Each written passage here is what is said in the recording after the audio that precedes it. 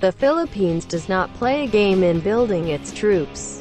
After acquiring two types of fighter aircraft, the multi-role fighter jet FA-50 Golden Eagle from South Korea and counter-insurgency coin Super Tucano 29 from the US, the Philippines plans to buy a Lizard smart bomb made by Israel's Elbit system.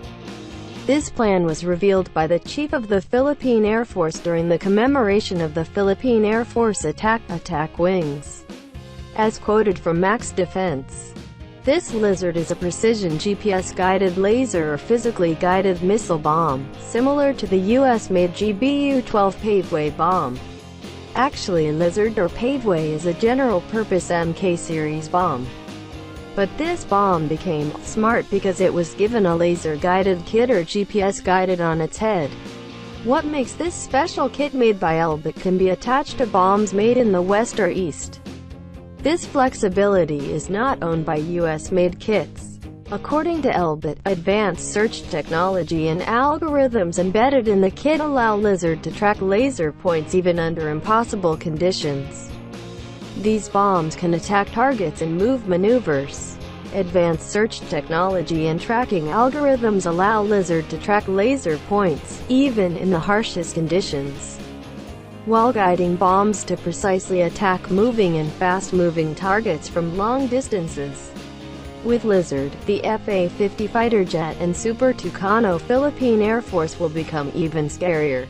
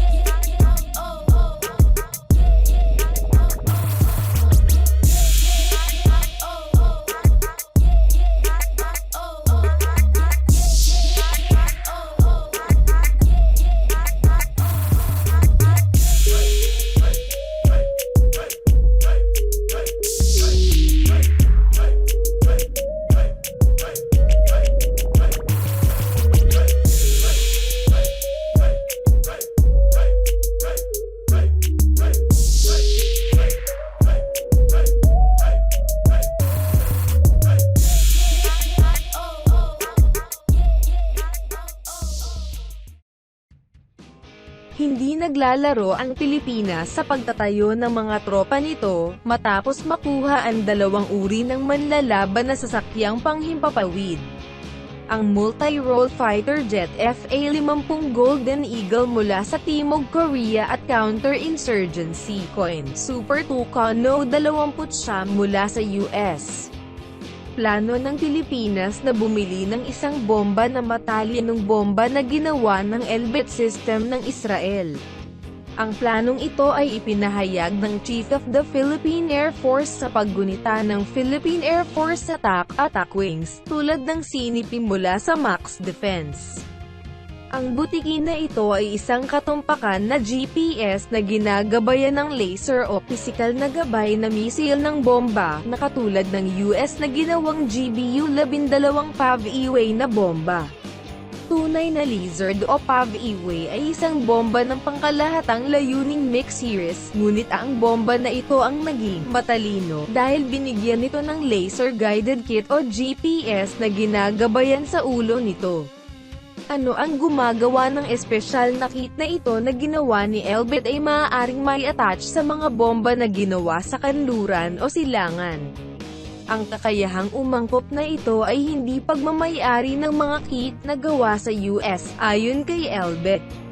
Ang advanced na teknolohiya sa paghahanap at algorithm na naka-embed sa kit ay pinapayagan ng Lizard na subaybayan ang mga puntos ng laser kahit na sa ilalim ng imposible na mga kondisyon.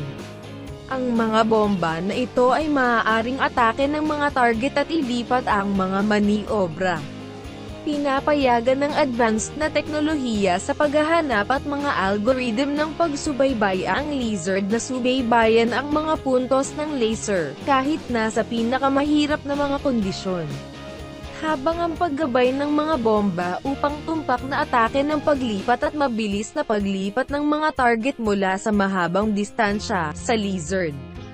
Ang FA-50 manlalaban na jet at Super Tucano Philippine Air Force ay magiging Scarrier din.